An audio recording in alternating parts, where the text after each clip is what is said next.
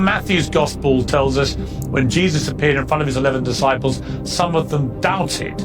Of what if the resurrection didn't take place, what we would expect. The 11 disciples are hiding in the upper room. They're scared. They're aware of other messianic movements in the ancient world. Well, why would you go back to the place where people could have actually known what actually happened, especially if you're trying to be disingenuous or dishonest? Remember, most ancient history is made of eyewitnesses' account. You can't toss out the eyewitnessing of the Gospels without tossing a huge chunk of history.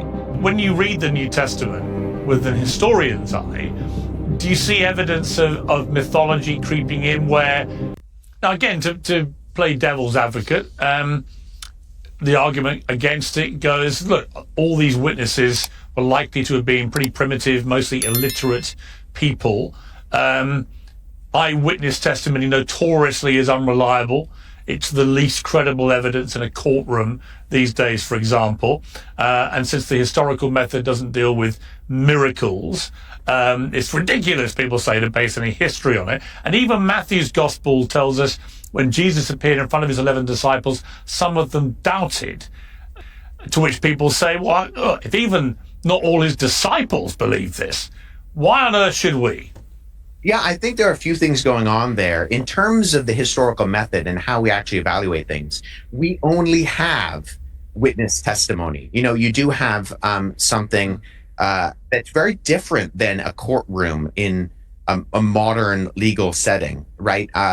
Even something like hearsay. Well, all of ancient history in one sense is hearsay, but that doesn't apply when we apply it to the historiographical method. We need to use the same standards that when we would look at something like, say, the biographies of Tiberius with Velleius Paterculus, Tacitus, Suetonius, and Cassiodeo. When we have multiple instances of reporting on someone's life, we look at both the things that they agree on and the things maybe where they have a differentiation in detail, and then we try to the best of our ability explain some of the different instances that are going on. Now, I would say, you know, to the accusation, well, these are just ancient, illiterate people, that's what C.S. Lewis referred to as chronological snobbery. You know, just because people are ancient neither means they're stupid nor that they don't know what's going on. And what we have in terms of this event is really early on after Jesus' death, we have an explanation of what if the resurrection didn't take place, what we would expect. The 11 disciples are hiding in the upper room. They're scared. They're aware of other messianic movements in the ancient world. When Simon Bar-Giora, who claimed to be the Messiah, when his movement was squashed. So when he died, his movement was squashed.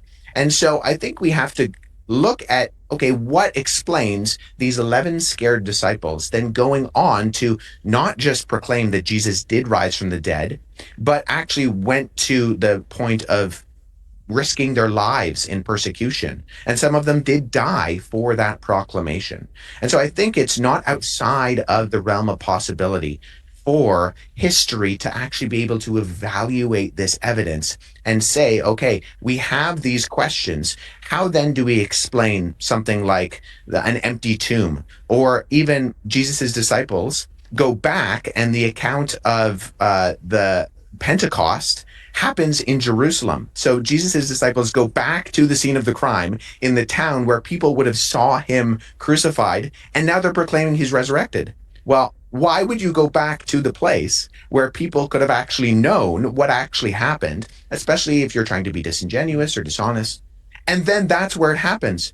And you know, Stephen is the first martyr. That also happens in Jerusalem. That would have been a warning shot across the bow for the disciples if they wanted to continue on proclaiming these things. They would have realized that this is controversial, both in Jewish circles and in Gentile circles, to be proclaiming these things, to be declaring Jesus as Lord. You know, one of the earliest confessions of Christianity was Jesus is Lord, when the society was saying Caesar is Lord. And so there were risks politically, there were risks religiously, and yet the disciples go on to proclaim these things, even to the detriment of their own lives.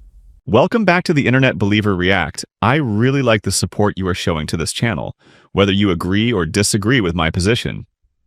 Let's keep it up and grow our community. Now, let's dive into the video. The first objection to which I will react to is, as Piers Morgan pointed it out, when skeptics say, for example, the eyewitnesses were most of them illiterate. Folks, that's not how historians examine history. I want you to know that it is wrong to think that because people of the ancient world were illiterate, that means by default that they were stupid, incapable of deep reasoning, had a bad memory, or were incapable of communicating properly what they saw. In fact, many scholars think oral testimony in tight-knit communities may have been more resistant to distortion than modern, disconnected reporting. You should know that illiteracy does not equal incompetence. Just because someone can't write doesn't mean they can't observe, remember, and report events accurately, or that they are gullible or automatically prone to myth-making. Ancient people had sharp memory skills, especially in oral cultures. Storytelling, memorization, and repeating teachings were part of life, especially in Jewish education. In a world where oral tradition was primary, memory and verbal accuracy were often more reliable than in our modern Google-it society. Wesley also mentioned the modern bias called chronological snobbery, which is thinking ancient people were less intelligent or less trustworthy just because they didn't have modern education, assuming modern people are automatically wiser or more rational. The truth is that people in the first century were fully capable of deep reasoning, memory, and communication, but just in different forms than we use today. Remember, most ancient history is made of eyewitnesses' account. You can't toss out the eyewitnessing of the Gospels without tossing a huge chunk of history. Now tackling the embarrassing fact that is recorded in the Bible about Jesus' first disciple. There is a principle that scholars call the criterion of embarrassment, often used in historical analysis to evaluate the authenticity of reported events. What is it? It's the idea that if a source includes details that are awkward, unflattering, or potentially damaging to the people involved, especially the authors or heroes of the story, it's less likely to be invented because people don't normally make up things that make them look bad. I will mention 4 embarrassing instances of the disciples who became the leaders of the early church are portrayed very poorly. Peter denies Jesus 3 times in Mark 14:66-72. The leader of the apostles denies even knowing Jesus at his trial. All the disciples flee and abandon Jesus in Mark 14:50. During Jesus' arrest, they scatter in fear. The disciples are confused, afraid, and lack understanding. Over and over, they misunderstand Jesus' teachings, question his identity, and show fear when you read Mark 8:31-33. Luke 24:11, and last women are the first to witness the resurrection. In a culture where women's testimony was considered less reliable, this detail would have undermined the story's credibility if it were invented, but the gospel authors include it anyway. You could argue that Jesus Christ was the first and greatest celebrity that the world had ever seen. I know lots of really big celebrities, and I know a lot of stuff about them, and then I read stuff about them which I know to be untrue. In other words, a mythology builds up around incredibly famous people over time that often bears no relation to reality, and often they don't really care if they're still alive because it all adds to the general mythology and celebrity status, and why kill a good story if you can possibly avoid it, and so on. When you read the New Testament with an historian's eye, do you see evidence of mythology creeping in where the basic tenets of Jesus of Nazareth and what happened to him and so on may well all be, to your eyes, verifiable historically, but that actually there may be mythology built up around that kind of character, and it's almost impossible to test that? Yeah, I'm sympathetic to this argument in that I think we do see mythological drift for particular people, especially as there is a time gap between, some of the instances that we have in terms of written documentation of these individuals. I think what I would look at as a historian is when we're looking at the particulars of Jesus's life, there are things that I just don't think you would make up. I mean, even the fact that Jesus comes from the city Nazareth, it's really the boonies, for lack of a better way of putting it, of Israel.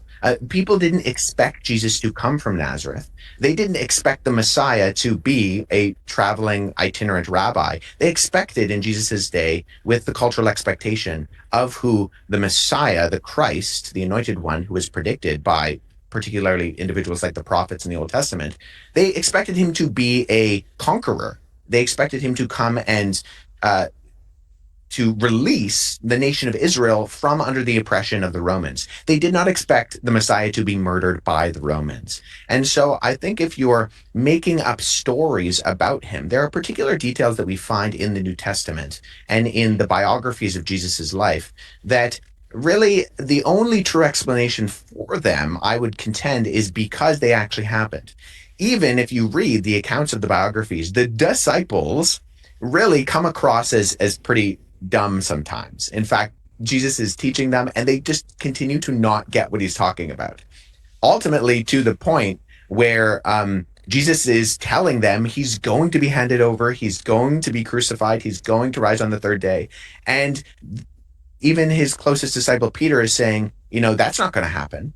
And he's pushing back against Jesus. And so I think in terms of what we as historians refer to as the criteria of embarrassment, women being the first eyewitnesses to the tomb in a day when women really weren't very good eyewitnesses for particular events. They weren't considered good eyewitness testimony. And we see kind of a trying to remedy that in later apocryphal documents like the Gospel of Peter, which is written in, the subsequent centuries and has no real association with the Peter of history, tries to smooth over this by having Roman and Jewish officials being the first eyewitnesses to the tomb, because whoever the author of that document was embarrassed by the fact that the historical Gospels, Matthew, Mark, Luke, and John, have women as the first eyewitnesses to the tomb. So I think if we're asking the questions of mythological drift, I also think we need to account for the fact that there are details within the New Testament that would be embarrassing if they were made up. Why would you make up embarrassing facts about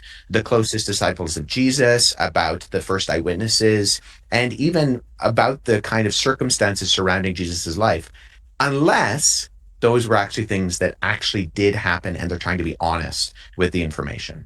I think he said it perfectly, that Jesus wasn't any more the expected Messiah for those Jews of the first century who is his disciple after his death, and also to the non-disciples, because they did not expect their Messiah to come from Nazareth.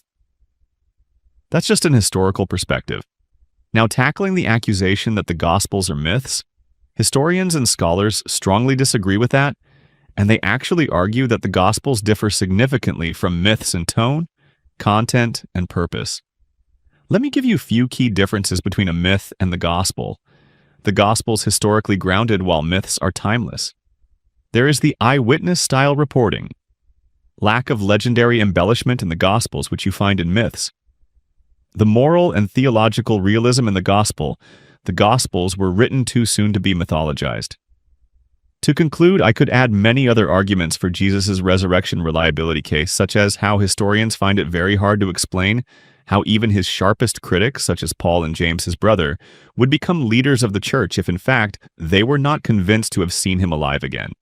That explains how 11 scared Jewish of the first century would risk their lives even to the point of death, because people don't do it for a lie they know. That's the only explanation that fully makes sense to historians, even if they don't believe in his resurrection, which you don't need to arrive to this conclusion. I am not saying that historians believe in Jesus' resurrection, but what I am saying is that they believe that the disciples were fully convinced to have seen him alive after his death and burial. I hope you found this video very eye-opening and enlightening. I am waiting to see what you think in the comment section. Support my work by liking, subscribing, and sharing to as many people as you can. I hope to see you in the next video.